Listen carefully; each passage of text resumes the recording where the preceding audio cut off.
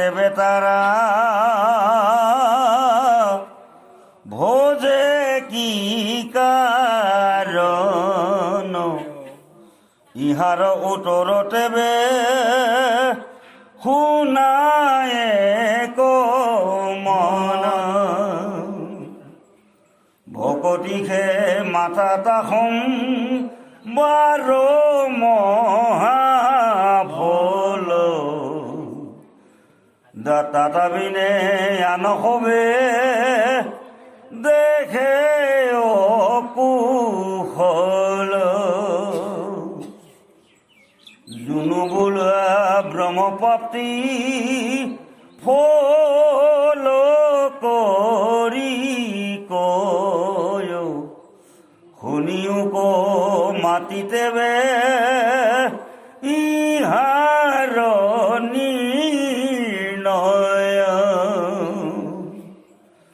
অমুক্তি বনু ভগতির প্রাসঙ্গিক মাত্র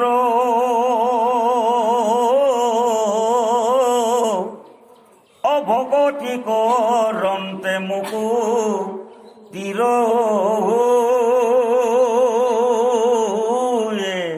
পাত্র। অলপ আগতে কৈছিলো যে কৰ্ম জ্ঞান আৰু ভক্তি যে তিনিটাৰ ভিতৰত কৃষ্ণই কৈছে ভক্তিয়ে শ্ৰেষ্ঠ। যে ইয়াতো আমাক সুন্দৰকৈ এটা কথা ক'লে, আপুনি মুক্তি কামনা কৰিব নালাগে যে প্ৰভু মোক মুক্তি দিয়া, ইমান সমস্যাৰ পৰা মোক মুক্তি দিয়া, এই যিটো কামনা আপুনি মুক্তি কামনা কৰিব সেইকাৰণে নালাগে। যদি ভক্তি আছে মুক্তি নিজে নিজে হয়, সেইটোকে কৈছে। ভক্তি যদি আছে ভকতি কৰোঁতে মুক্তিৰ হৈ পাত্ৰ। গতিকে আপোনাৰ গতিটো নিৰ্ণয় কৰিব আপোনাৰ কৰ্ম। গতিকে আপুনি যদি একান্ত ভকতিয়ে আজি চাৰিমুখী জীৱৰ প্ৰতি যদি আপুনি শুদ্ধ ধাৰণাই আৰু অন্যায় অনীতি নিচিন্তি আপুনি এক সকলোৱে ব্ৰহ্ম সন্তান বুলি ঈশ্বৰৰ সন্তান বুলি ভাবি আপুনি কৰ্মপথত ঈশ্বৰকে অৰ্পণ কৰি অৰ্চন কৰি আপুনি আগুৱাই গৈ থাকে, এই ভক্তিৰ জৰিয়তে আপোনাৰ কিন্তু মুক্তি হয়। গতিকে মুক্তি পাবলৈকে কৰিব নালাগে। সেইকাৰণে অলপ আগতে কৈছে যে ভকতিৰ তিনিটা পথ, যে মোৰ পাপ মুক্তি হ'ব লাগে কাৰণেহে মই ভগৱন্তৰ কৰ্ম কৰিব বুলি যদি আপুনি ভাবে, সেইটো এটা ভক্তি। সেই ভক্তিৰ পৰা আপোনাৰ পাপটো অৰ্জনটো হ'ব, কিন্তু পূৰ্ণ নহ'ব পাৰে। কাৰণ আপোনাৰ তাত কি এটা যুক্ত কৰিছে, গুণ এটা। কি গুণ? মই এটা অপৰাধ কৰিলোঁ, যেতিয়া অপৰাধ কৰাৰ কাৰণে মই এইটো কৰিবই লাগিব, নকৰিলে নহয়। তাৰমানে তাত এটা কিন্তু কাৰণ আছে। সেই মুক্তিটো আপুনি কাৰণৰ কাৰণে বিচাৰিছে, হয়নে কথাটো? সেইটো নিষ্কাম ভকতি নহয়, সকাম ভকতি। কিন্তু আপুনি ঈশ্বৰৰ কৰ্তব্য, ঈশ্বৰক মই সেৱা ভক্তি কৰিবই লাগিব, এইটো দায়িত্ব, এই বুলি আপুনি যদি লয়, সেইটো হয় উত্তম ভকতি বুলি কৈছে। গতিকে যদি আপুনি উত্তম ভকতিৰ শৰণাপন্ন হয়, মুক্তি কিন্তু অৱশ্যম্ভাৱী হ'ব। এদিনটো জীৱ জানি সেইটোকে আমাক এটা সুন্দৰ কৈছে যে ভকতিবিলাকে মাকে খোজে, তুমি যদি সোধা কিয় এই পঞ্চ মুক্তি যাচি দিলেও কিয় ভকতে নলয়, এই কথা যদি তুমি মোক সোধা, তেওঁ উত্তৰটো মই কিয় দিছোঁ যে বোলা ব্ৰহ্মপ্ৰাপ্তি ফল কৰি লয় শুনিও কম মাতি দেৱে ইহাৰ দিলে মুক্তি কোনো ভকতিৰ প্ৰসংগ মাত্ৰ ভকতি কৰোঁতে মুক্তি আগত থাকিব। যদি বোলা তেৱে তাৰা ভজে কি কাৰণ, ইহাৰৰ উত্তৰ তেৱে শুনাই শুনাই যে তেওঁলোকে কি কাৰণে মোক ভজে, এতিয়া পঞ্চম মুক্তি দিলেও নলয়। এই কথাটো যে এইটো কি হ'ব, অকুশল বুলিছে। অকুশল তাৰমানে আপুনি যিমান গুণত জড়িত হ'ব, এই গুণৰ পৰা কুশল নহয়, অকুশল বুলি কৈছে। তাতবিনে আনসবে দেখে অকল ভকতিকে মাতা তাসম্বৰ মহাফল, তাতবিনে আনসবে দেখে অকল।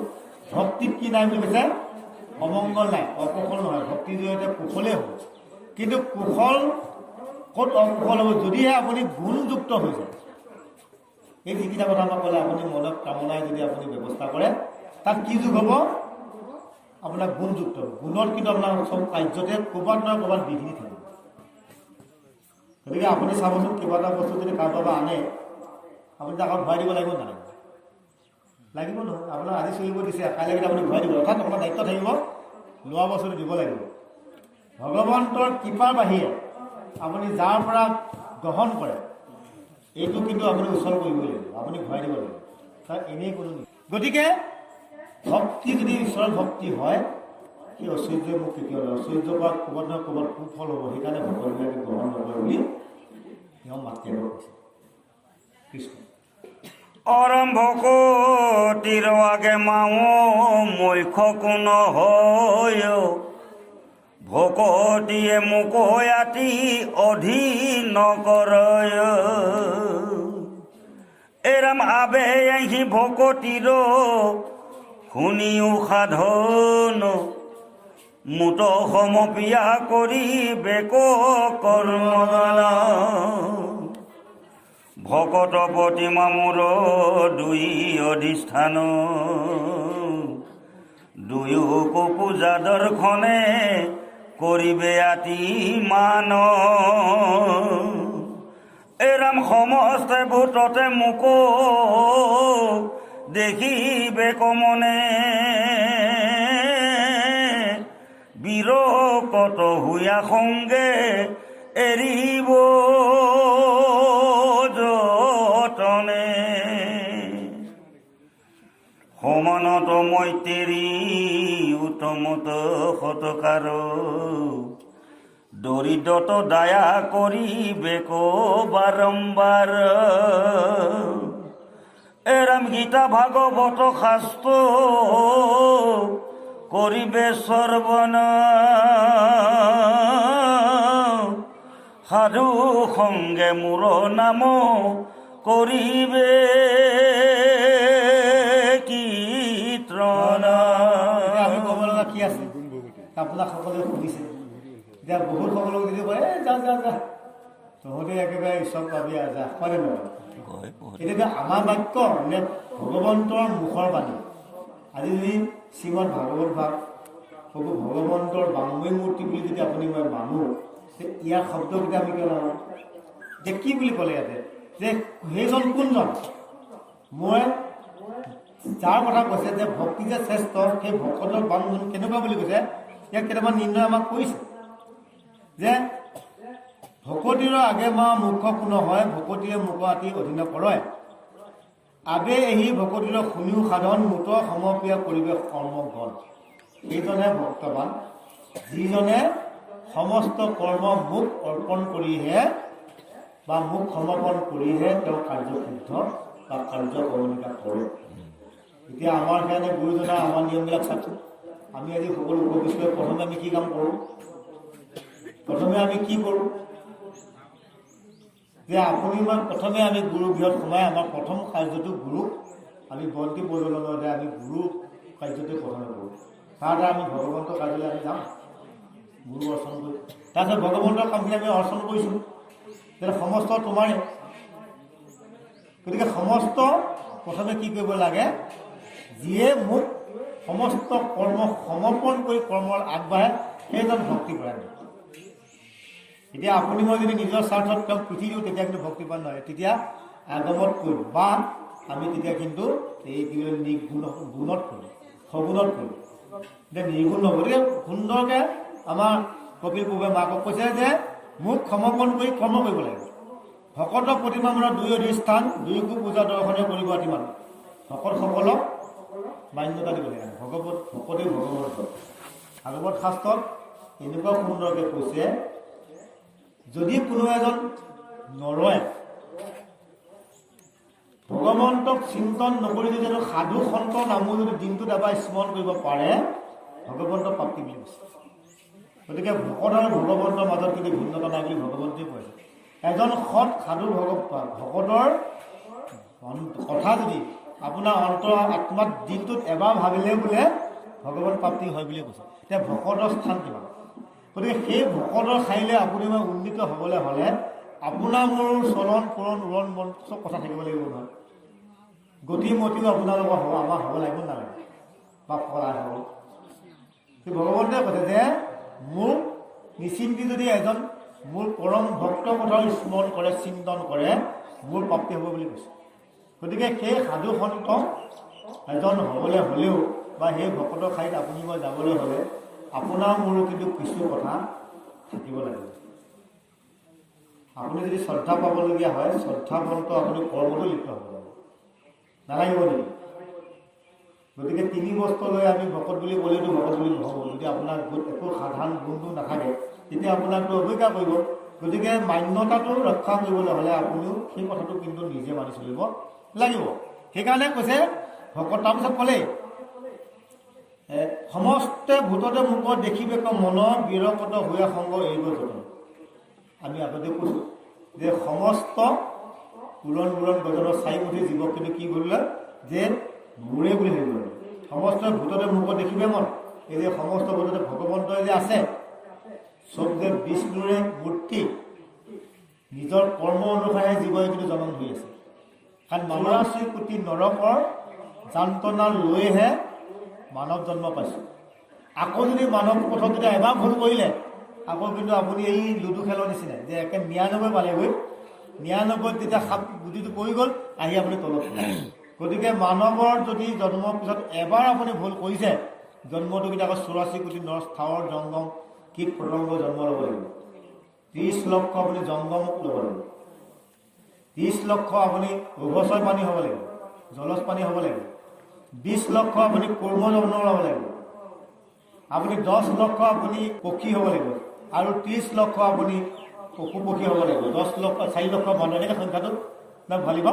গতিকে ৪ লক্ষ আপুনি বান্দৰ হ'ব লাগিব। ৮৪ লক্ষ জন্মৰ পিছত আপুনি পুণ্য হোৱাৰ পিছতে মানৱ জন্ম পায়। ইমান সহজ নহয়, এইটো দুৰ্লভ বুলি কৈছে। সেইকাৰণে মাধৱ গুৰুজনাই কৈছে ভাৰতৰ ৰত্নদ্বীপ মনুষ্য শৰীৰৰ নৌকা ৰাম নাম মহাৰত্ন সাৰ।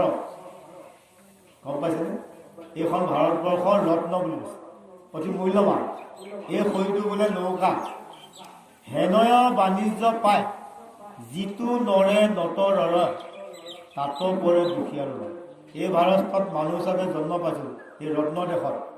এই ৰত্ন ব্যৱহাৰটো কৰিবলৈ কি ৰত্ন ব্যৱহাৰ কৰিছে? ৰাম নাম মহাৰত্ন সাৰ। গতিকে গুৰুজনাই আমাক অতি সহজতে আমাক ৰাম নাম ল'বলৈ দিছে। ৰাম নামে মুক্তি, হৰি নামে মুক্তি, দুটা শব্দ। গতিকে এই ৰত্ন ভাণ্ডাৰত বা এই ৰত্ন সাগৰত যদি আমাৰ নৌকাখন যদি সেই ৰত্নৰ লগত বেপাৰ বাণিজ্যটো কৰিব নোৱাৰি, তাতো পৰে দুখীয়াৰো নাই। গতিকে ৮৪ লক্ষ যোনি অতিক্ৰম কৰি মানৱ জীৱন পায়, ৰত্নৰ সাগৰত যদি ৰত্নৰ বেপাৰটো কৰিব নোৱাৰোঁ, পুনৰ আমি লুডু খেলৰ নিচিনাকৈ ৯৯ পৰি আমি অকলে আহিব লাগিব। এই কথাটোকে কয়। গতিকে ভকতসকলে মোৰ ঐশ্বৰ্য এইকাৰণেই নলয় যে মোক তেওঁলোকে বিচাৰে, মোৰ পৰা তেওঁলোকে আঁতৰি যাব নিবিচাৰে যোগীবিলাকে। সেইকাৰণে কৈছে সমস্ত ভূততে মোক বুলি ভাবিব। আকৌ কৈছে সমান মৈত্ৰী উত্তমত সতকাৰ, যে আপোনাৰ লগত যিজন সমান তাৰ লগত বন্ধুত্ব কৰিব দিছে। আপুনি ঘৰত মাছে মঙহে এসোপা খালে, আপুনি গৈ এজন গৃহস্থ ঘৰলৈ গ'ল, তেওঁ আপোনাতকৈ নিম্ন স্তৰ মানুহ, তেওঁ হয়তো সাজটোৰ কথা চিন্তা কৰি থকা ব্যক্তি। আপুনি গৈ তেওঁৰ ওচৰত উৰা মাৰি দিব নাপায়। ঘৰত মাছ খালোঁ, মাংস খালোঁ, আমুক খালোঁ ক'ব নাপায়। সেইটো মৈত্ৰী নুবুজায়। সেই বাক্যটোৱে সেইজনৰ অন্তত আঘাতহে হ'ব। গতিকে আপুনি ঘৰৰ কথাটো ঘৰত থ'ব। আপুনি কিহেৰে খালে সেইটো ঘৰৰ কথা। আপুনি কিন্তু আহি যাক বন্ধুত্ব পালে, যাৰ ওচৰত যিটো ক'লে আপোনাৰ মৈত্ৰী হ'ব, আপুনি সেইটো ব্যৱহাৰ কৰিবলৈ শিকিব লাগে। এইটো হ'ল ধৰ্মীয় কথা। গতিকে আপুনি গৈ তেওঁৰ ওচৰত বাহানা কৰিব নালাগে। আপুনি বাহানা কৰাৰ ৰাস্তা আছে আপোনাৰ সমানজনৰ লগত। সেইকাৰণে মৈত্ৰীৰ লগত মৈত্ৰী হ'ব দিছে। সমানজনৰ লগত আপুনি পাতিব, কিন্তু আপোনাতকৈ নিজজনৰ লগত, দুৰ্বলজনৰ লগত আপুনি বলৱন্ত দেখুৱাব নাপায়। সেইটোকে ক'লে যে সমানত মৈত্ৰী উত্তমত সৎকাৰ। যিজন উত্তম ভকত সাধু সন্তক আপুনি কি কৰিব লাগে? সদায় সৎকাৰ কৰিব লাগে। এইটো মানৱ ধৰ্ম। এইটো আমি কৈ থকা নাই, কপিল প্ৰভুৱে মাতৃয়ে কয়। গতিকে ভকতজনক আপুনি ভকতি জ্ঞান কৰিব। আপোনাৰ বোলে ভকত মাতি পেলাই যে ৰাইজৰ কথা আহিছে আহক আৰু, তেতিয়া কিন্তু ভকতি নহ'ব। আপুনি খুৱাই সন্তুষ্ট কৰিব নোৱাৰিব। আপোনাৰ ভক্তিহে কিন্তু ভকতজনে প্ৰাপ্তি হ'ব। যে ভাল লাগিল দেই, তেওঁলোকৰ ঘৰত গৈ আপায় ফোনটো সেৱা শুশ্ৰূষা বৰ ভাল লাগিল, এই ব্যক্ত যদি কৰে আপোনাৰ পুণ্য হ'ব। এই গ'লোঁ তেওঁলোকৰ আহ্বানটো ৰক্ষা কৰি, তেওঁলোকৰ সময় নাই মাত এষাৰ দিবলৈ। যদি কোনোবাই ক'লে আপুনি যিমানে কৰিলে কাম শেষ, নহ'লে বাৰু এইবিলাক কিন্তু আমাৰ ধৰ্মযুক্ত কথা জড়িত আছে। গতিকে দৰিদ্ৰতা দয়া পৰিৱেশৰ বাহিৰে ক'লে আমি যিটো কৈছোঁ দৰিদ্ৰক দয়া কৰিব লাগে। সেই যে আমি অলপ আগতে কৈছিলোঁ, যিজন আঁতৰত পৰে তেওঁক তুলি আনিব পৰাটোহে ধৰ্ম। কিন্তু আমি যে সমাজ পাতি আছোঁ, ইয়াৰ উদ্দেশ্যটো কি? ধনৱন্তজনে আমাক নিবিচাৰে। সমাজৰ আটাইতকৈ পিছত থকা ব্যক্তিজনৰ যদি বিপদ আপদ হৈছে, আমি সকলো গৃহস্থৰ লগ লাগি তেওঁক উদ্ধাৰ কৰাটোহে আমাৰ কিন্তু ধৰ্ম। আমি সমাজ পাতি থকাৰ উদ্দেশ্য এইটোৱে যে অতি নিম্ন স্তৰত থকা ব্যক্তিকো আমি নিম্ন বুলি গণ্য নকৰি আপুনি মই সমস্ত তেওঁ হাতত ধৰি তেওঁ সমস্যাটো সমাধান কৰি দিব পৰাটো আমাৰ ধৰ্ম। আমাৰ সমাজ ইমানেই লাগে। আঁতৰত পোৱা দিনাখন যদি আমি সমাজেই নাযাওঁ তেতিয়া এনেকুৱা ডাঙৰ সমাজ এখন আমাৰ কি লাভ? সেইকাৰণে দৰিদ্ৰজনৰ প্ৰতি কি থাকিব লাগিব? সদায় আমাৰ দয়া ভাৱ থাকিব। দৰিদ্ৰ বুলি তাক কেতিয়াও নিন্দা কৰিব নাপায়। গতিকে আপুনি উচ্চ, মই দৰিদ্ৰ নহয়। ভগৱানৰ দৃষ্টিত জীৱ মানে সকলোৱে। আপুনিহে ভাবিছে মই উচ্চ, ভগৱানৰ ওচৰত আপুনি উচ্চ হয়নে নহয়? আপুনি ঘটা ধনটো ভগৱানে নলয়। সেই দৰিদ্ৰজনৰ যিটো ইচ্ছা শক্তি, ভগৱন্তৰ প্ৰতি যিটো প্ৰেম ভাল, ভগৱন্ত তেওঁ বেলেগ। কাৰণ বিদুৰৰ ঘৰতহে কৃষ্ণই কিন্তু খাদ্য গ্ৰহণ কৰিছিল, নহয়নে বাপ? দুৰ্যোধনৰ ৰাজসভাত কিন্তু গ্ৰহণ কৰা নাই। গতিকে আপোনাৰ মোৰ দৃষ্টিত যিজন দৰিদ্ৰ, ঈশ্বৰে দৰিদ্ৰ বুলি নকয়। মানে সুদিন দুদিনটো ভাগৱতত কৈছে, আমি খাব পালে সুদিন নহয়, ভকতক লগ পোৱা দিনাখন সুদিন, ভকতক লগ নোপোৱা দিনাখন মেঘাচন্ন বুলি কৈছে দুদিন। গতিকে আজি আপোনাক মোক সকলোৱে কিন্তু সুদিন। আজি গৃহস্থীকে আমাৰ আহ্বান কৰি আমাক এটা কৃতাৰ্থ কৰি যে ভগৱন্তৰ গুণানুৰ চৰিত্ৰ আজি প্ৰকাশ কৰিব, শুনাবলৈ তেওঁ কিন্তু আজি পূৰ্ণ হৈছে। কাৰণ তেওঁ আহ্বান কৰাৰ কাৰণে আমি আহিলোঁ, আৰু আহ্বান কৰি আমাৰ ঈশ্বৰৰ গুণ দুআষাৰ কথা পাতিবলৈ যিটো সুযোগ দিলে সেইটো কিন্তু তেওঁ পূৰ্ণ হৈছে। আমিও ভগৱন্তৰ গুণ গৰিমা প্ৰকাশ হোৱা আমাৰো এটা পূৰ্ণ সমস্ত হৈছে। সেইকাৰণে কৈছে দৰিদ্ৰতা দয়া কৰিব। আৰু গীতা ভাগৱত শাস্ত্ৰ কৰিবে শ্ৰৱণ, সাধু সংগে মোৰ নাম কৰিবে কীৰ্তন। এতিয়া যিটো হৈছে, গতিকে গীতা শাস্ত্ৰ শ্ৰৱণ কৰাৰ পাছত আমি কোৱা নাই, সেইটো সাধু সন্ত সংগ ল'ব লাগে বুলি আমি কোৱা নাই। আপোনাৰ যদি ভাগ্য আছে তেতিয়াহে সাধু সংগ হ'ব। সেইকাৰণে ভাগৱতত গংগাদেৱীয়ে সুধিছিল ভগীৰথক যে পুত্ৰ ভগীৰথ, মোক কি হ'ব যে মোৰ গাত স্নান কৰিলে যদি সমস্ত পাপী লোকে পাপবোৰ এৰি থৈ যায়, এই পাপৰ বোজা বৈ বৈ মই দেখোন কি হ'ম? মোৰ উপায় কি হ'ব? মই মুক্তি কেনেকৈ পাওঁ? তেতিয়া ভগীৰথে কিন্তু কৈছিল যে মাতৃ তুমি চিন্তা নকৰিবা, তোমাক যিদিনাখনে আহি সাধু সন্তবিলাকে পাও বহালিব ইয়াত, সেইদিনাখনে তুমি মুক্তি পাবা। গতিকে ভকতৰ কিমান মহিমা আছে, সেইদিনাখনে তুমি পবিত্ৰ হ'বা। গতিকে ভকত দৰ্শন মানে ভগৱন্ত দৰ্শন বুলি আপুনি ভাবিব লাগে। গতিকে গংগায়ো ভকতৰ পাও পখালে কেতিয়া বুলি বাট চাই থাকে। এতিয়া যিমানে গংগা স্নান কৰিবলৈ কিয় যায়? পাপ পেলাবহে যায়। সেই পাপৰ বোজাটো ক'ত থৈ আহিলে? তেওঁতো পানীতে থৈ আহিলে।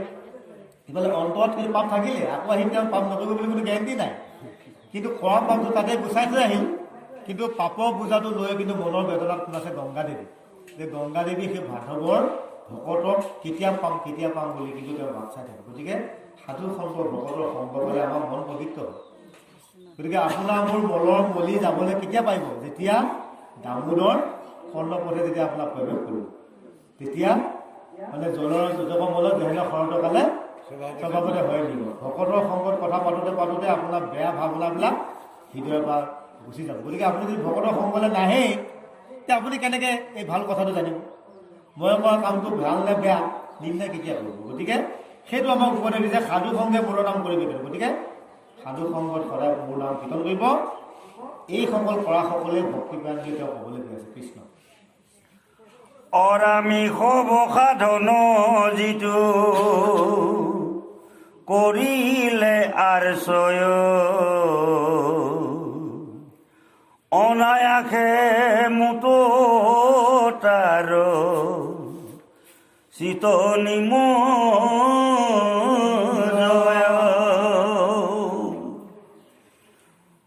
পুষ্পৰসু ঘেন যেন প্ৰৱেশে নাশত, এই হিমতে যোগীৰ চিত প্ৰৱেশে মাত, সমস্তে ভূততে মই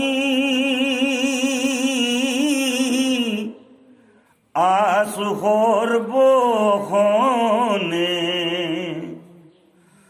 মোক অবজ্ঞাতি কৰে যিটো জনে, বেদ মন্ত্ৰে প্ৰতিমাত কৰয় অৰ্চন, নাহি তাৰ ফল কিছু হবে বিড়ম্বনা। এতিয়া কপিল বাবাই নিজ মুখে ক'লে যে বেদৰ মন্ত্ৰে প্ৰতিমাত যিবিলাকে অৰ্চন কৰে সেইবিলাকে কিন্তু কোনো ফল নাপায়, নিষ্ফল বুলি কৈছে কৃষ্ণ, নিষ্ফল। এতিয়া এই বেদ বাক্যটোকে এই শ্ৰীমদ ভাগৱত এই ভাৱকে যিসকলে কীৰ্তন কৰিছে বা শ্ৰৱণ কৰিছে, এতিয়া সেইসকল ব্যক্তিক আমি ক'বলগীয়া কিবা কথা আছে যে প্ৰতিমাত তুমি যদি মূৰ ধোৱা কামটোতে আহিব নাহিব আমি ক'ব লাগে নেকি? বাংময় মূৰ্তি যদি ভগৱন্তৰ বাক্য বুলি ভাগৱতক বুজা যায় বা ভাবে, এই বাক্য তাতে আছে। গতিকে যিসকলে কিন্তু মোক হৃদয়ত লৈ মোকে সমৰ্পণ কৰি কাৰ্যক্ৰমণিকা কৰে, দৰিদ্ৰজনৰ প্ৰতি দয়াভাৱ কৰে, সমাজজনৰ প্ৰতি মৈত্ৰীভাৱ কৰে, সমস্ত ভূততে মোকে বুলি ভাবে, সেইসকলক কি বুলি কৰে? ইষৱ সাধন যিটো কৰিবে আশ্ৰয় অনায়াসে মুদত আৰু চিত্ত নিমজন। এইবোৰ কৰ্ম যিয়ে কৰিব তাৰ মন কিন্তু নিজে নিজে গৈ তাত নিমজ্জিত হ'ব। যেনেকৈ এটা সুগন্ধিযুক্ত ফুল এটা য'তেই ফুলি নাথাকক, আপোনাৰ নাকত বায়ু আনি যে লগাই দিব, আপোনাৰ নিজে নিজে ইয়াৰ সুবাসটো আপুনি নাকত পাব। গতিকে ভকতৰ যি সুগন্ধ আমাৰ পুষ্পৰ সুজ্ঞানজনক প্ৰৱেশে নাখাত এমতে যোগীৰ চিত্ৰ প্ৰৱেশে আমাক। গতিকে যিসকল যোগীয়ে মোকেই সমস্ত বুলি ভাবি মোকেই সমৰ্পণ কৰি তেওঁ কৰ্ম কৰিছে, তেওঁলোকৰ সেই ফুলৰ লগত তুলনা কৰিছে। ফুলৰ জ্ঞানে যেনেকৈ নাকত প্ৰৱেশ কৰে, এমনে যোগীৰ চিত্ৰ প্ৰৱেশে আমাক। সেইবিলাকৰো আত্মাবোৰ চিত্ৰবোৰ মনবোৰে ক'ত মিলি নহয়? মোৰ আত্মাত। গতিকে মোক যিয়ে লয়, মোক যিয়ে আহ্বান কৰে, তেওঁৰ চিত্ৰবোৰ মোৰ লগতে মিলি যায়। গতিকে যদিহে এইটো ব্যৱস্থা বাদ দি প্ৰতিবাদ বা অন্য ব্যৱস্থা যিবিলাক ৰত হ'ব, তেওঁবিলাকৰ কিন্তু কাৰ্য নহয়। সেইকাৰণে কৈছে বেদৰ বিহিত যত কৰ্ম আছে অসংখ্যাত, সবে হৰি নামৰ কিংকৰ। ইটো জানি যিটো জানে হৰিত শৰণলৈ সেইহে পুৰুষ সাধনৰ। যে বেদত বিভিন্ন ব্যৱস্থা দিছে, হয়নে? সেই বেদৰ প্ৰকাৰ বিধি বিভিন্ন, কিন্তু যাৰ যি মন যায়। কিন্তু যিজনে বাছি বাছি ভাবিলে নাই এইবিলাকত পথত থাকিলে মোৰ নহ'ব, ঈশ্বৰৰ বাহিৰে বেলেগ নাই বুলি যিজনে শুদ্ধ কথাটো জানি যদি ল'লে, ভগৱন্তক যদি সমৰ্পণ কৰি ল'লে, তেওঁক সাধু নৰ বুলি কৈছে। সেয়েহে পৰম সাধু নৰ, সেইজনেহে সাধু নৰ যিজনে ভগৱন্তক বাহিৰে বেলেগ নিচিনে। সেইকাৰণে মাধৱ কলিতাই কৈছে যে অহংকাৰত থাকোঁতেও সাক্ষাতে কৃষ্ণক পাই শ্ৰৱণ কীৰ্তন ধৰ্ম যাৰ। যে নৱবিধ ভক্তিবিধত শ্ৰৱণ কীৰ্তন শ্ৰেষ্ঠ। এতিয়া শ্ৰৱণ কীৰ্তন কিয় শ্ৰেষ্ঠ?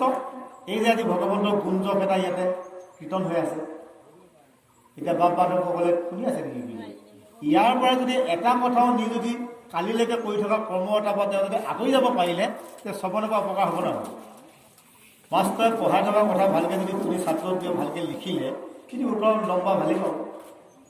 গতিকে শ্ৰৱণক সেইকাৰণে শুদ্ধ বুলি কৈছে। যিয়ে সাত্বিক শুদ্ধভাৱে ভগৱন্তৰ এই গুণানুকীৰ্তনবোৰ অতি শ্ৰদ্ধাৰে ভক্তিভাৱেৰে যদি তাক শ্ৰৱণ কৰি যদি তাৰ পৰা জীৱনৰ পৰিক্ৰমাত ইয়াক প্ৰয়োগ কৰি উপলব্ধি কৰি গতিপথত আগবাঢ়ি যাব পাৰে, তেতিয়া কিন্তু তেওঁ পৰম গতি পাব। সেইকাৰণে শৰণ আমি আগতে কৈছোঁ, মানে খ মানে আত্মা বা দেহ, ৰ মানে আপোনাৰ মন বা ৰমন, ন মানে চৈতন্য বুলি। অৰ্থাৎ আপোনাৰ দেহ মনটোক যেতিয়া চৈতন্যটো ভগৱন্তৰ প্ৰতি আপুনি আগবঢ়াই লৈ যাব পাৰিব, তেতিয়া কিন্তু আপোনাৰ শৰণ হৈ যাব। অৰ্থাৎ ভগৱন্তৰ ওচৰত আপোনাৰ শৰণ হ'ল। ভগৱন্তৰ ওচৰত যেতিয়া আপোনাৰ শৰণ হ'ল, আপোনাৰ বোধ জন্ম হ'ব, ভাল বেয়া বিচাৰ বিশ্লেষণ কৰা ব্যৱস্থাটো আপোনাৰ হৃদয়ত নিজে নিজে জাগিত হ'ব। বেলেগে ক'ব নালাগে এইটো ভাল এইটো বেয়া, আপোনাৰ হৃদয়ত জাগিত হ'বই। কৰ্মটো কৰাৰ লগে লগে ভাল হ'ব নে বেয়া হ'ব, এই বোধটো যেতিয়া আপোনাৰ হৃদয়ত জন্ম হ'ব, তেতিয়া আপোনাৰ ভক্তি জন্ম হ'ব। আৰু ভক্তি হোৱাৰ লগে লগে আপোনাৰ এতিয়া পৰম মুক্তি হ'বই। আপুনি যেতিয়া বিপথে নাযাব, অকাৰ্যত নাযাব, অকৰ্ম নক'ব, অখাদ্য নাখাব, তেতিয়া কিন্তু আপোনাৰ কেতিয়াও মানে আপোনাৰ আয়ুস হয় কেতিয়াও নহ'ব, আয়ুসত বিঘিনি নহ'ব। গতিকে আপুনি তেতিয়া ঈশ্বৰগামী হ'বই, হ'ব নিশ্চিত। গতিকে গীতাটো অৰ্জুনক কৃষ্ণই সত্য সত্য সত্য সত্য সত্য সত্য বুলি 10 বাৰ অংগীকাৰ কৰিছে যে এইটোৱে সত্য, ময়ে সমস্ত। গতিকে কৈছে এইসকলক যদি মুখ বাদ দি বেদ মন্ত্ৰ বা প্ৰতিমাৰ লগত জড়িত হয় তেওঁলোকে মোৰ পৰা ফল নাপাওঁ, কেৱল বিড়ম্বনাই হ'ব বুলি কয় কৃষ্ণ। এৰাম প্ৰাণীকয়ো পৰীক্ষা কৰি পূজে মোহমতি নুহে ফল কৰে যেন ভস্ম তয়াহুতি।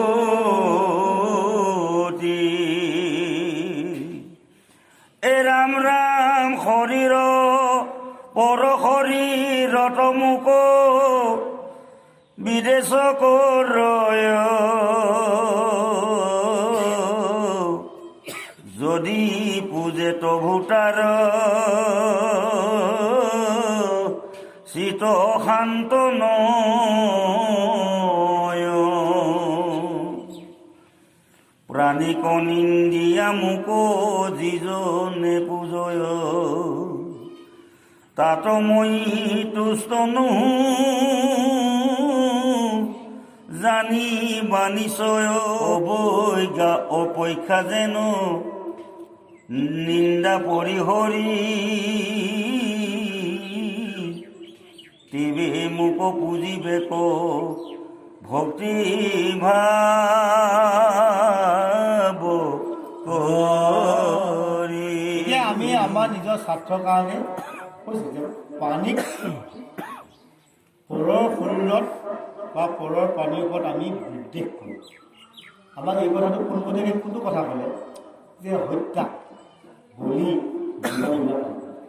আপোনাৰ মোৰ কামনাৰ কাৰণে আমি পৰৰ শৰীৰক আমি ব্যৱহাৰ কৰোঁ।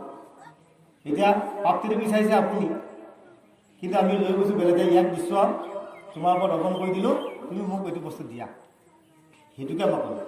পানীক উপেক্ষা কৰি পূজে মোহমতি নুহে ফল কৰে যেন ভস্মত আহুতি। এতিয়া আহুতি কৰিবলৈ হ'লে অগ্নি জ্বলি থাকিব লাগিব। জুই জ্বলি থাকাতে আপুনি যদি আপুনি আহুতি দিয়ে সেইটোহে আহুতি বুলি কয়। এতিয়া জুই নুমাই গ'ল, নুমাই যোৱা চাইখিনি কি বুলি কয় ভস্ম ধলা, ভস্ম চাই বুলি কয়। তাত আহুতি কৰি থাকিলে যজ্ঞ কৰাসকলৰ কিন্তু কাৰ্য সম্পাদন নহ'ব। যিসকলে যজ্ঞ কৰা তাক উপমা দিছা বাৰু যে যজ্ঞ কৰিবলৈ হ'লে অগ্নি জ্বলি থাকিব লাগিব, তাতহে কামত আহিব। জুই নুমাই যোৱাৰ পিছত যিখিনি চাই থাকিব তাত যদি আপুনি ঘিউ মৌ ঢালি থাকে সেইটো কিন্তু আহুতি ভস্ম আহুতি নহ'ব। তদ্ৰূপ মই উপমা দিবলৈ কৈছোঁ, পৰ শৰীৰত মোক বিদ্বেষ কৰে যদি পূজে তভুতৰ চিত্ত শান্ত নহয়। গতিকে তুমি যদি মোক পৰা কিবা বিচাৰিছা, তুমি মোৰ শৰণলৈ মোকে তুমি বিচাৰা, তোমাৰ কামনা বাসনাটোৰ কাৰণে তুমি পৰৰ শৰীৰত আকৌ অত্যাচাৰটো চলাইছা কিয়? নিষ্পাণ জীৱ এটাক নি তুমি তোমাৰ স্বাৰ্থ পূৰণৰ কাৰণে তুমি বলি দিছা, এই কথাকে ক'ব বিচাৰিছা। গতিকে পৰৰ শৰীৰত মোক বিদ্বেষ কৰে যদি পূজে তভুতৰ চিত্ত শান্ত, তেতিয়াও কিন্তু সেইসকলৰ কিন্তু চিত্ত শান্ত হ'ব। বাপসকলে আচলতে এটা কথা ভালকৈ জানো, বিবাহৰ বৰজনক কি বুলি কয়? বৰ বুলি নকয় জানো? বৰ কাক কৈছিল? বৰ বুলি ক'লে আমি ঈশ্বৰকে বুজো, নাৰায়ণে বুজো। আকৌ কইনাগৰাকীক আমি লক্ষী বুলি নকওঁ জানো? লক্ষী স্বৰূপা বুলি নকওঁ জানো? গতিকে নাৰায়ণ লক্ষী বা সেইসকলৰ যেতিয়া বিবাহ কাৰ্য এটা হ'ব, এই কাৰ্যটো আমি ডাঙৰ ডাঙৰ ছাগলী চাৰিটা যেতিয়া বান্ধি থ'ব, সেই ছাগলীকেইটাৰ লগত আমাৰ সম্বন্ধ আছিল জানো? কথাটো ভালকৈ ভাবক। এইকেইটা নিষ্পাণ দিবই আপুনি শুভ কাৰ্য এটা বলি দি কাৰ্যটো কৰা বুজাবনে নুবুজাব? তেওঁলোকে জগৰ কাৰণে আপোনাৰ অন্যায় কাৰণে অনীতিৰ কাৰণে আপুনি কিন্তু শুভ কাৰ্য এটাত আনি 4-5টা জীৱ আপুনি বধ কৰি আপোনাৰ কাৰ্যটো সম্পাদন কৰিব বিচৰাটো সেইটো অনীতি। আমি এই ভাগৱতত চাইছোঁ, ভাগৱততো শিক্ষাটো এই বস্তুটো আছে। গতিকে আপোনাৰ শুভ কাৰ্যটোত শুভ মাংগলিক ব্যৱস্থাই হ'ব লাগে। ভকতৰ জৰিয়তে আশীৰ্বাদ লওক আপুনি এটা শুভ কাৰ্য। এই তেনেকুৱা শুভ কাৰ্যত লক্ষী নাৰায়ণে যিদিনাখন বিবাহ পাতিছিল, যেতিয়া আপোনাৰ লক্ষী বিবাহ হৈছিলে নাৰায়ণৰ লগত, এইটো আপোনাৰ ইয়াত আছে, অমৃত মন্থনত আছে, সাগৰৰ পৰা যেতিয়া লক্ষী ওলায় তাত আপুনি চাবচোন, বা ভাগৱততে অষ্টমী স্কন্ধত আছে, তাত কিবা এনেকুৱা ব্যৱস্থা আছিল নেকি? যদি আমাৰ দৰাজনক সেই নাৰায়ণ বুলি ধৰা যায়, বৰজনক মাতৃগৰাকী কইনাগৰাকী যদি আমি লক্ষী স্বৰূপা বুলি ধৰা যায়, সেই লক্ষী নাৰায়ণৰ বিবাহত কিন্তু সেই ব্যৱস্থা নাছিল। গতিকে আমি কোৱাটো উচিত জানো? এতিয়া আপুনি এটা চাওকচোন, শাস্ত্ৰত সেইটোকে ক'লে যে আপোনাৰ স্বাৰ্থৰ কাৰণে আপুনি বেলেগ জীৱ এটা হত্যা কৰাৰ কি অধিকাৰ আপোনাৰ আছে? কাৰণ সমস্ত জীৱৰ অধিপতি মই। গতিকে তুমি আকৌ তোমাৰ স্বাৰ্থৰ কাৰণে সেই বস্তুটোক আজি তুমি তোমাৰ প্ৰতিশোধটো কিয় কৰাবা? এইসকলৰ মনৰ শান্তি নাই বুজি বুজে। প্ৰাণীক নিন্দিয়া মোক যিজনে পূজয় তাতো মই তুষ্ট নৌ জানিবা নিশ্চয়। অৱজ্ঞা অপেক্ষাত দেশ নিন্দা পৰিহৰি তেৱে মোক পুজিব ভক্তি পাব। এইবিলাক বাদ দি যদি মোক ভক্তিভাৱে পুজে তাতে মই সন্তুষ্ট। এইবোৰ মোৰ নালাগে। এইবোৰ কৰাবিলাকৰ লগত মই কেতিয়াও নাথাকোঁ আৰু মই তেওঁলোকৰ লগত সংযুক্ত নহওঁ বুলি ভগৱন্তে কৈছে। গতিকে এইবিলাক আমাৰ বাক্য নহয়, কিন্তু শাস্ত্ৰসন্মত কৃষ্ণ।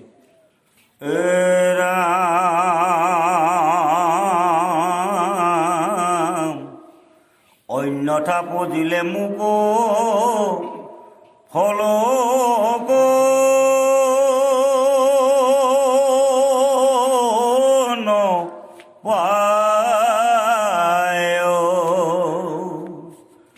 স্বৰূপ কৰিয়া মই কহিলো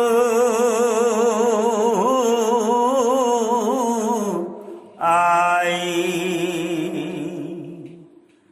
যিজনে আপোন পৰ ভেদ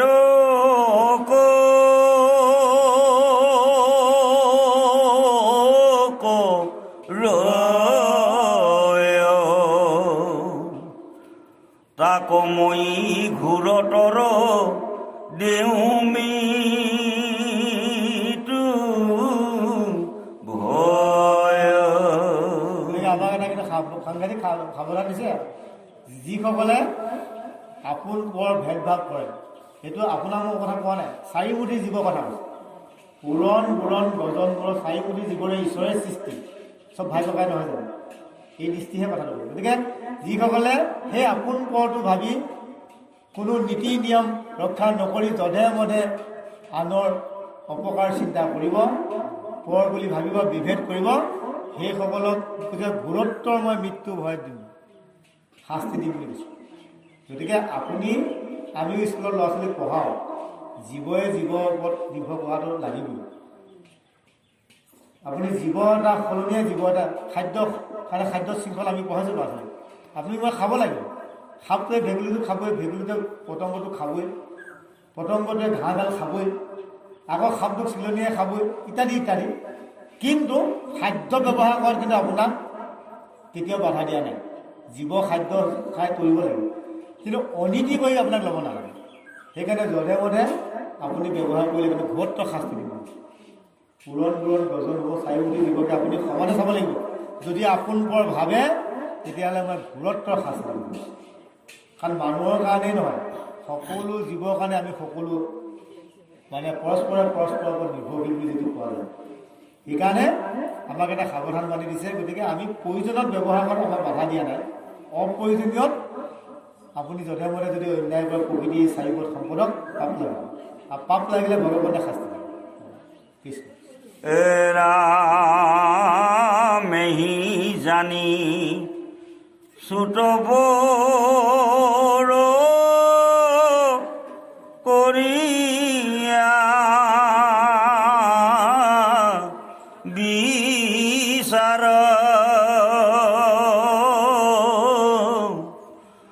অনুক্ৰমে সবাকো কৰিবে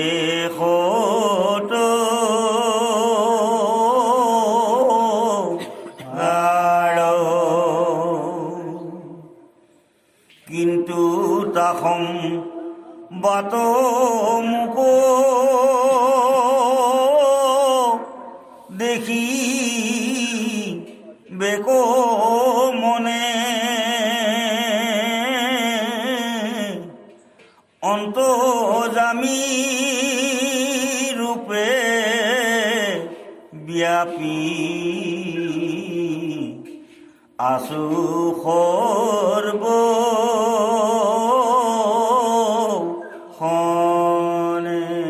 গতিকে কি বিচাৰ কৰিব যে সেহি জানি চুটবৰ কৰিয়া বিচাৰ অনুক্ৰমে সভাবোৰ পৰিৱেশ।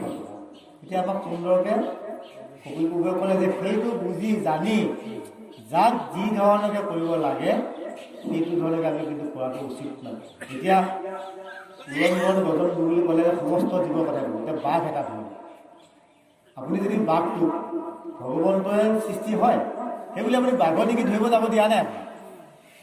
গতিকে আপুনি বিবেচনাটো নিজে কৰিব লাগিব। সাপটোক আপুনি যদি ধৰিব যায় তাৰো কিন্তু আপোনাক ফুটিব, তাৰো শক্তি এটা দিছে যে তোমাক অনিষ্ট কৰিলে তুমি তাৰ প্ৰতিশোধ ল'বা। সমস্ত উৰণ গজন ভ্ৰমণৰ প্ৰতি যাৰ যিটো মান্যতা, যাৰ যিটো ব্যৱস্থা, সেইটোৱে কিন্তু আপুনি সন্মান কৰিব লাগিব। সাপ দেখিলে মাৰিব লাগিব বুলি কোনো কথা নাই। আপুনি ওচৰতে খিয়াল এটা গ'ল বুলি আপুনি খেলি যাবলৈ কথা নাই। চৰাই এটা দেখিলেই মাৰিব লাগিব, গছ এডাল লধে মধে আপুনি কাটিব লাগিব, এই ধৰণৰ কথাবিলাক। তাৰমানে যাক য'ত যি ধৰণে যাৰ যি আচাৰ আচৰণ সেই ধৰণকে আপুনি মই কিন্তু সৎকাৰ কৰিবলৈ শিকিব লাগিব। এই কথাটোকে আমাক সংক্ষিপ্ত কৰিছে বুলি আমি ভাবোঁ। গতিকে অনুক্ৰমে সবাকো পৰিৱেশ সতকাৰ। গতিকে সকলো জীৱতে মই আছোঁ। তাৰপিছত কৈছে কিন্তু তাসম বাক মুখ দেখিবেক মনে অন্তৰ্যামী ৰূপে ব্যাপী আছোঁ সৰ্বখনে। সেইবিলাকৰ অন্তৰতো কিন্তু মই সদায় থাকোঁ। গতিকে তোমালোকে বা তুমি বা আমাক কৈছে যে তাতো যে মই সৰ্বখনে থাকোঁ, এইটো কিন্তু জানিবা। সৰ্বখনে জানিবা যে সমস্ত ভূততে মই ব্যাপী থাকোঁ। গতিকে কিন্তু মান্যতাটো সৎকাৰটো যাক তেনেকুৱা। এতিয়া গৰু এটা আহিলে আপোনাৰ মোৰ ব্যৱহাৰ লগত গৰুটো মিলিব জানো? তেওঁ সেই ৰূপতে তেওঁক যেতিয়া আমি মান্যতা দিব লাগে। আপুনি গুৱাহাটীত গৰুটো বান্ধি থৈছে, তাক খাদ্য দিয়াটো আপোনাৰ দায়িত্ব। তাক আপুনি পানীখিনি সময়ত খোৱাটো হ'ল দায়িত্ব। আপুনি বান্ধি থৈছে তাক। ৰামে সীমতে তজু আগে কৰিল বিদিত ভক্তি সাংখ্য যোগ দুই পুৰুষ ৰহিত একক আশ্ৰয় কৰি ঈশ্বৰক পাই আবে আন ঐশ্বৰ্যক কহু বুজাই। এ ৰাম যাক ভয়ে বায়ু বহে সূৰ্যে প্ৰকাশয় ইন্দ্ৰে যাক ভয়ে মেঘ দ্বাৰে বৰিষয়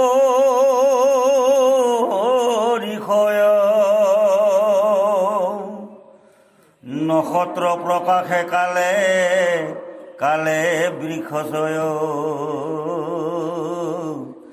জাত ভয়ে হুয়া ফল পুষ্পক ধৰয়। এৰাম নদী বহে সমুদ্ৰয়ো পাৰ নলংঘয় অগ্নি দহে ভূমি সমেত গিৰিনী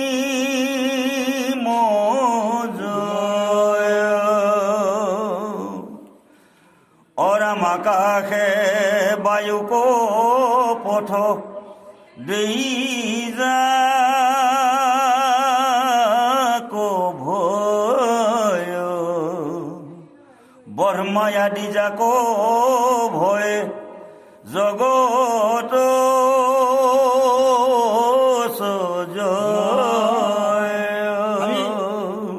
আগতে কৈছিলোঁ যে ভগৱন্তৰ চাৰি শক্তিৰ ভিতৰত তাৰ হৈছে সৰ্বশক্তিমান।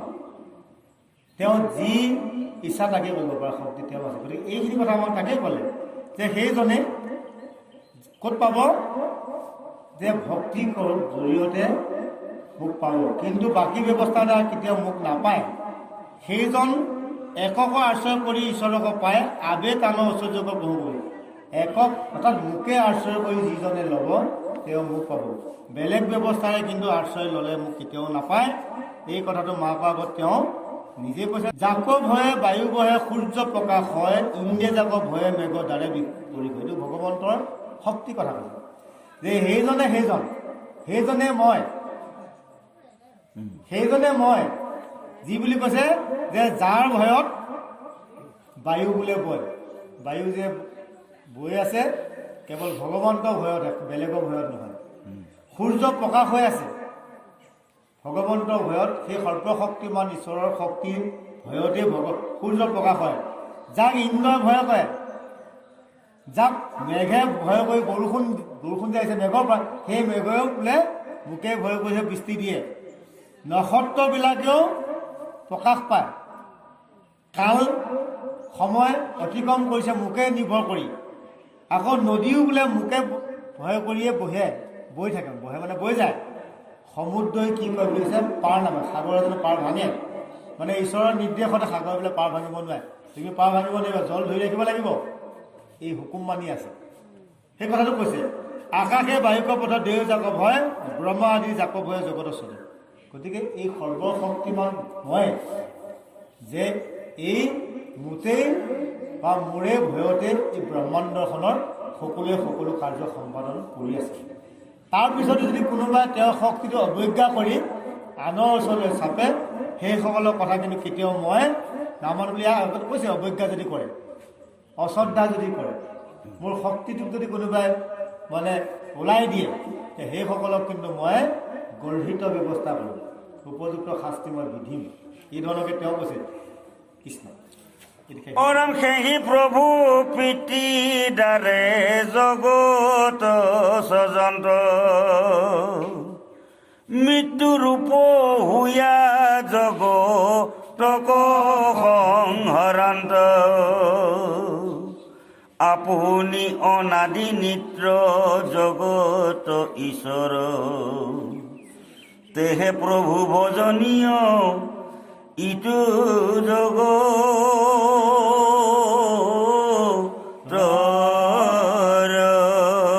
গতিকে প্ৰভু ভগৱন্ত দেৱৰো দেৱ, তেওঁৱে ভজনীয়। অৰ্থাৎ আমি ভজিবলগীয়া শক্তি সেইটোহে, আমি ভজিবলগীয়া শক্তি সেইটোহে। গতিকে প্ৰভু ভগৱন্তকে কি বুলি কৈছে, ভজনীয় বুলি কৈছে। আমি সমস্তই তেওঁকহে ভজিব লাগে। ৰাম সেহি প্ৰভু পিতা দ্বাৰে জগত স্বজন্ত, মৃত্যুৰূপ হুয়া জগতক সংহৰান্ত, আপুনি অনাদি নিত্ৰ জগত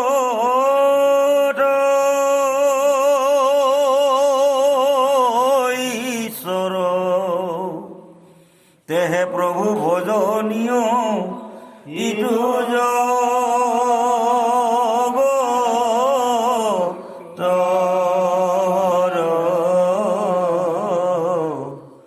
কৃষ্ণ শংকৰ গুৰু হৰি ৰাম